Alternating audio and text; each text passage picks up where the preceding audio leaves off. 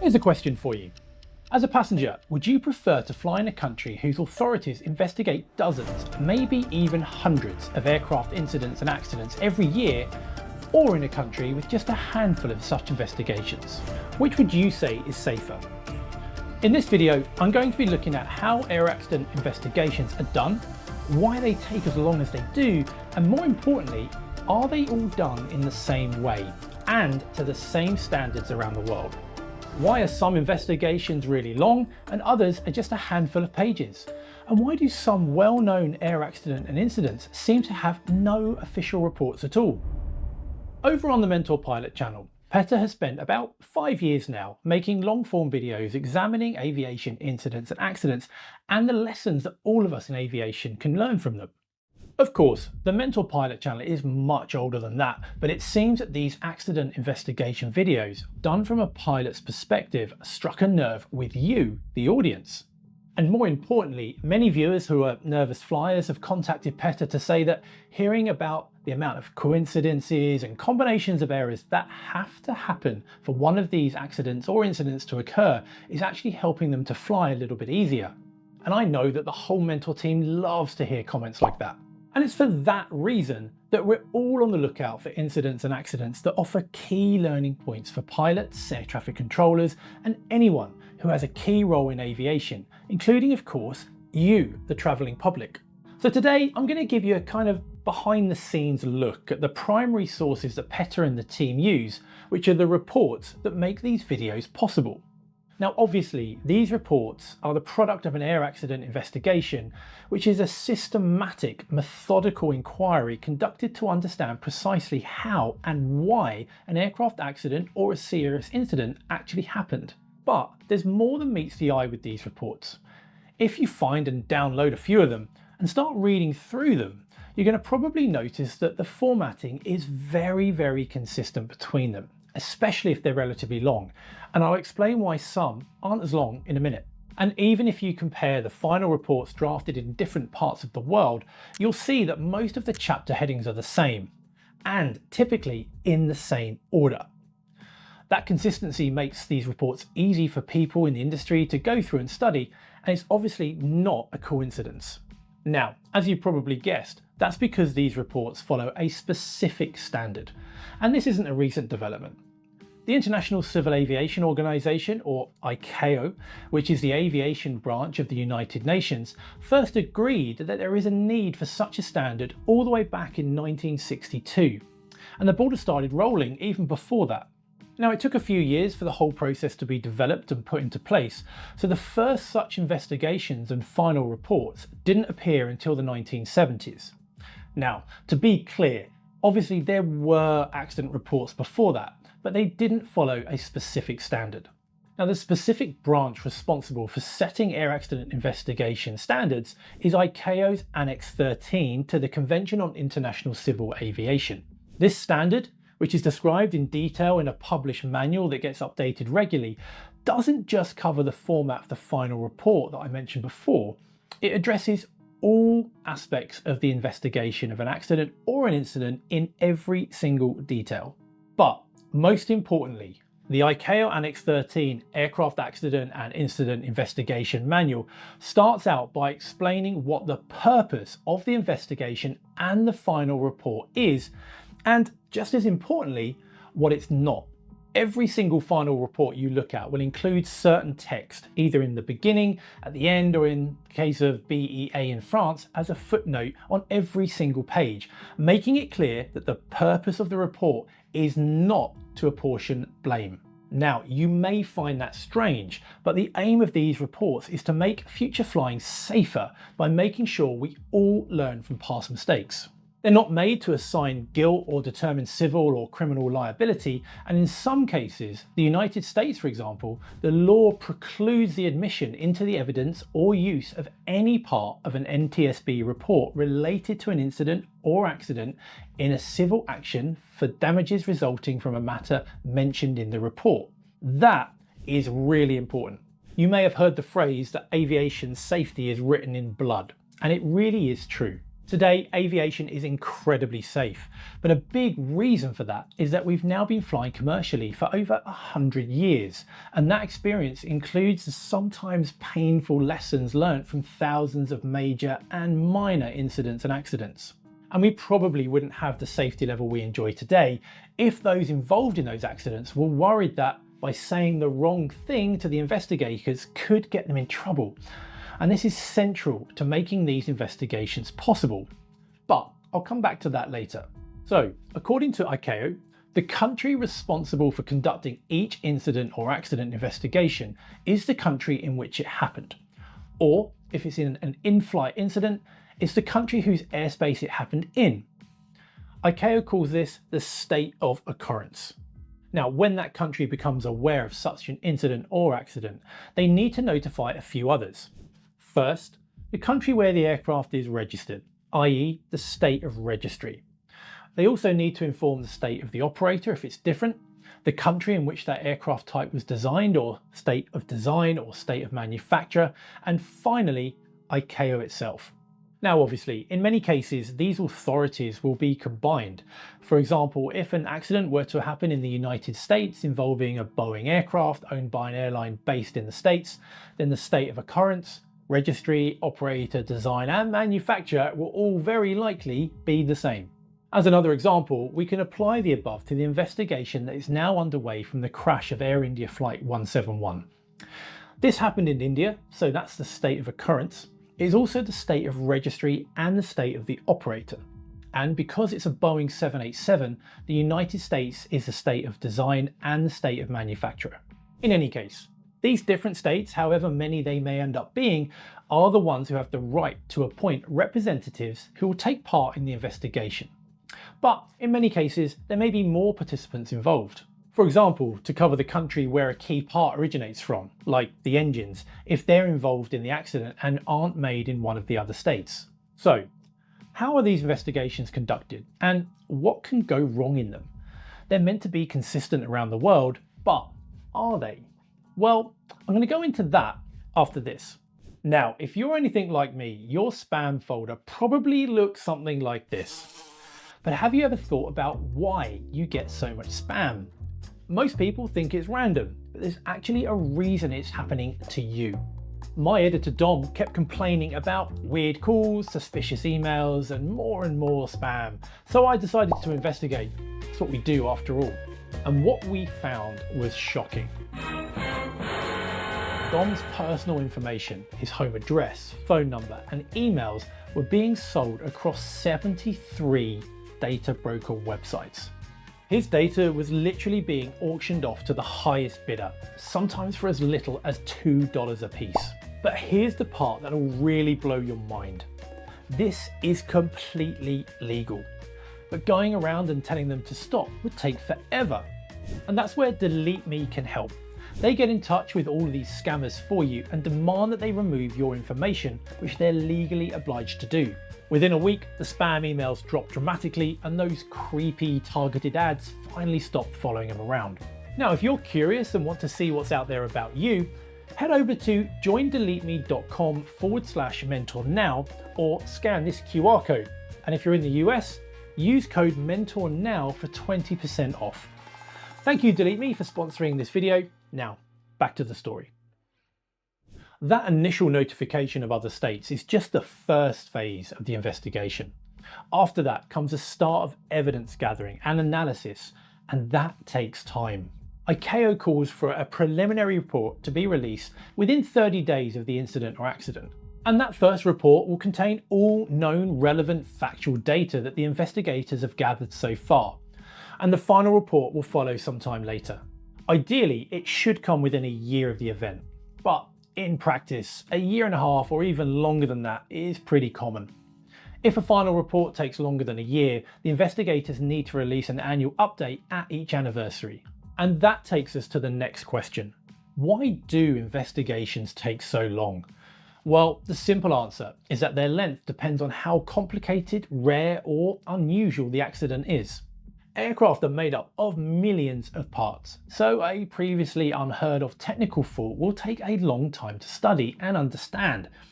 And such cases are why the investigative authority of where the plane was certified is involved, along with the aircraft maker itself, of course.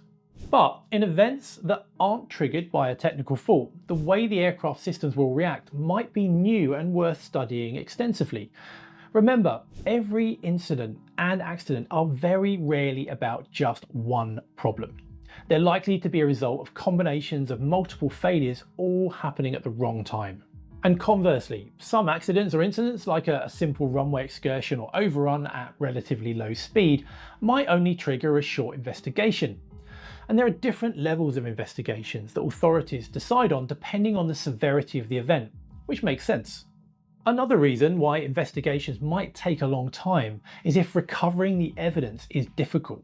For example, if an aircraft is lost over the ocean, recovery of the flight data recorder and cockpit voice recorder, the famous black boxes, along with the recovery of other key parts, can take weeks, months, or in the case of Air France 447, even years. And frustratingly, long delays in investigations can be the result of legal or judicial proceedings, even though, as I said earlier, these investigations shouldn't be about blaming and convicting those involved. But in some cases, there are legal proceedings running alongside or even before the formal air accident investigations begin, which greatly complicates and slows down the process. One such example was US Air Flight 5050, which crashed on takeoff at LaGuardia, New York in 1989. A district attorney declared the airport as a crime scene, so the NTSB wasn't even allowed to access the wreckage or talk to witnesses for an incredible 9 months. Separately from all of the investigative delays, the complexities of the investigation are often reflected in the length of the resulting final report. But one important factor here when you compare different investigations is the date. Older investigations tend to be much shorter than they are today. Investigators today are more thorough, but they're also dealing with more modern aircraft, which tend to be more complex and automated, which generates more investigative work. But some problems don't just delay investigations and final reports, they can even stop them. On some thankfully rare occasions, international coordination between authorities can become impossible, especially if geopolitics are a factor. And one relatively recent example of this is the fatal accident of Aeroflot Flight 1492 in May 2019. This involved a Sukhoi Superjet, which is now called the Yakovlev SJ-100. The aircraft was struck by lightning after departure, which caused a number of flight control issues and led to the crew to make a hard bounce landing before coming to a stop in a blaze. Tragically, there were 41 fatalities in this disaster. The final report of this accident was due sometime around mid-2022, around 3 years after the accident because of pandemic-related delays. But then that nearly ready report was delayed for nearly 3 more years. So why? Well, this was because a lot of the systems in the Russian aircraft aren't actually Russian. It appears that the Curtiss-Wright company in the United States refused to provide some key data involving a fire protection system, which may have had to do with the sanctions that had hit Russia earlier in 2022. The final report on that accident was finally released in March this year. Also in March, we had the 3rd anniversary of China Eastern Airlines 5735. This was a Boeing 737-800 that appeared to make a steep, nearly vertical dive shortly before commencing its descent before landing, and all 132 passengers and crew were lost. China's aviation authority published a preliminary report 30 days after the crash and annual interim reports after that. But they didn't provide an update last March, generating some questions if the investigation had been stopped, and if so, why. And another odd case of incomplete investigation involves Euroflight 178, also known as the Miracle in the Cornfield, where an Airbus A321 landed in a cornfield after losing both engines on takeoff. Now, Petter covered this story over on the Mentour Pilot channel, but that final report was never officially released. It was written and then apparently withheld until someone leaked it in the Russian social media. And again, why? Well, we can't really know for sure. But one theory is that the captain of this flight had been awarded a medal for his handling of this accident, while the leaked final report revealed that perhaps his actions weren't as heroic as originally thought. You'll have to watch Petter's video on that to see what I mean. Now, Delays or no delays, and leaks or no leaks, investigations and their reports should still be consistent around the world since they're following the same standards. And yet, that's not always the case, even when comparing accidents with similar severity. So why? Well, in some cases, countries don't necessarily have the resources to conduct a complex investigation themselves. When this happens, some of them might decide to delegate the investigation to another country's authority, if, for example, the airline originates from that country. But this isn't always the case. There's another factor here that can sometimes generate inconsistencies in investigations, which has to do with exactly what authority is in charge of the investigation and how independent it is. ICAO's guidelines state clearly that a state shall establish an accident investigation authority that is independent from the state aviation authorities and other entities that could interfere with the conduct or objectivity of an investigation. That's worth remembering. In the United States, for example, the country's aviation authority is the FAA, but the authority responsible for investigating aviation accidents is the NTSB, which is not part of the FAA. And while this distinction exists in many countries, it unfortunately doesn't exist everywhere. Now, the reason this matters is because in some cases at least, a country's civil aviation authority could be partially responsible for an accident. For example, if the causes of an event are similar to those of a previous accident and the aviation authority didn't implement changes between the two events, it could be argued that their inaction contributed to the second accident. And if you've watched any NTSB press briefings, you'll sometimes see them criticising the FAA in this manner. Now, imagine if the NTSB was answerable to the FAA. Obviously, that wouldn't be ideal. Fortunately though, more countries have established such independent authorities as time has gone on, because without them, the credibility of investigations is sometimes questioned, which defeats the whole point of the investigation. And if pilots, technicians, air traffic controllers and others are going to speak freely to investigators, they must have the confidence in their independence, which is hard to do if they can't trust investigations to be truly impartial and unbiased. Now, at this point, it's probably a good idea to answer a question that's been popping up in the videos we make from time to time, which is why doesn't PETA cover hijackings and similar famous events on the Mentour Pilot channel? Well, first of all, and spoiler alert, you might start seeing such videos in the not too distant future, so stay tuned for those. Second of all, technically, events like hijackings or missile shootings like the MH17 shootdown that PETA did cover recently aren't really accidents or incidents.